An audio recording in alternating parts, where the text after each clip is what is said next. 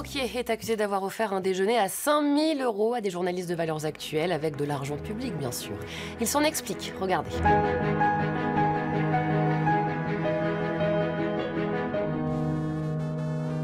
Laurent Wauquiez, bonsoir. Alors on va donc revenir sur ces accusations de dîner à 5 000 €. Pardon, mais je suis profondément choqué par ce que vous dites. Les Français souffrent, hein. Les caisses de l'État sont vides. Et vous me parlez de mes petites dépenses secondaires à moi? C'est quand même de l'argent public.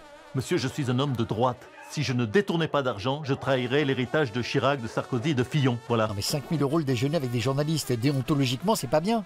Écoutez, quand une famille de Sénégalais sans papier profite des allocations familiales pour 80 000 € par mois, hein, personne ne dit rien. Et moi, on vient m'emmerder pour 300 € par tête? Les allocations familiales, c'est pas 80 000 € par mois. Chez les migrants, si. Hein. À 64 enfants par famille, ça va vite, je vous signale. Mais les migrants n'ont pas 64 enfants. Ah ben si, je l'ai lu dans Valeurs Actuelles. Hein, ça méritait bien de les inviter à un déjeuner quand même. Pas sûr. François Hollande, un commentaire? François Hollande, est-ce qu'on peut vous parler? Oui, pardonnez-moi, je suis en plein tournage. Je joue un trompettiste qui sonne la charge. Ils ont pensé à moi, certainement, le charisme. Eh oui, certainement.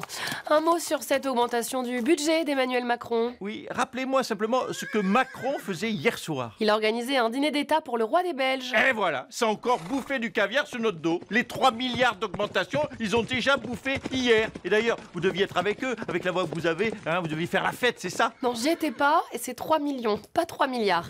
On parle toujours budget, on en sait un peu plus sur les riches qui pourraient être mis à contribution.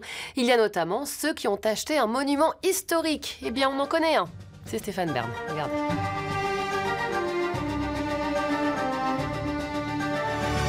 Stéphane Bern, bonsoir. Alors comme vous êtes propriétaire d'un château, vous pourriez être beaucoup plus taxé. Oh, le fumier de Barnier. Barnier salaud, le people au ratapo, voilà. Alors, on rappelle votre histoire, hein, quand même. Vous avez acheté une ruine à Thirongardais, 300 000 €, mais au final, les travaux vous ont coûté 4 millions. Et vous avez dû vendre tout votre patrimoine pour les payer. Exactement, je me suis ruiné pour sauver cette merde, cette demeure historique.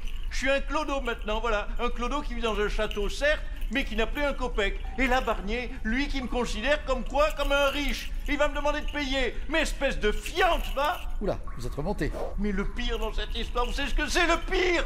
Hein, c'est que pour payer ce putain de château, j'ai vendu ma maison en Grèce, alors que la Grèce est moins endettée que la France. Mais quel bouffon je suis, mais quel bouffon! Ne revendez pas le château, Stéphane, vous allez avoir la taxe sur la plus-value.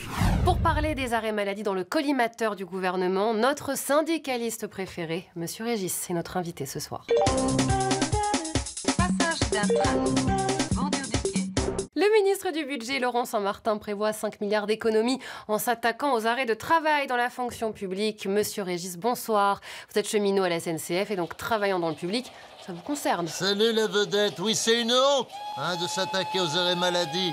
Pas de ma faute si je suis malade. Vous êtes malade là? Non, mais je suis en arrêt maladie quand même. Mais si vous n'êtes pas malade? Bon, je t'explique la vedette. En ce moment, c'est les vacances scolaires. Du coup, j'ai mes petits-enfants et mon gendre à la maison. Alors je peux pas travailler. C'est important la famille. Ouais, mais pourquoi vous posez pas une semaine de vacances? Mais elle est folle celle-ci, mais bon, tiens-moi ça. Vendredi, c'est le 1er novembre, je t'explique. C'est férié. Je vais pas poser mes vacances un jour férié. Non, je vais poser mes RTT plus 3 jours d'arrêt maladie et ça me fait ma semaine de vacances. Mais c'est illégal. Eh oh, arrête de m'agresser, hein. C'est du harcèlement moral. Là, je suis du coup au bord du burn-out. Je vais devoir me remettre en arrêt maladie 10 jours. Comme ça, je vais faire la jointure jusqu'au 11 novembre. T'as compris la combine? Pas con, l'artiste. À ce niveau-là, c'est presque de l'art. Tiens, en parlant d'arrêt maladie, Michel Barnier, bonsoir. C'est à moi que tu parles, hein? C'est à moi que tu parles? Oui, c'est à vous qu'on parle.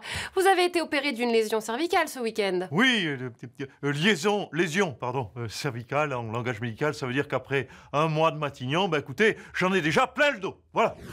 Laurent Wauquiez, ça vous tente toujours ce job compliqué de président? Alors écoutez, chère Madame Manarino, vous êtes une journaliste que je respecte. Alors parlons de 2027 autour d'un dîner, mais pas à plus de 500 € par tête, parce qu'après je me fais engueuler. Stéphane Bern, un dernier mot. Oui, mais faites pas trop les malins à TF1, parce que je vous signale que vous aussi, vous êtes propriétaire d'un château. Et oui, le château Lestarac, hein. Taxez-le, le Nikos. Comme ça, si je tombe, tu tombes aussi à Liagas, voilà. Eh oh, on touche pas à Nikos. Allez, salut à tous.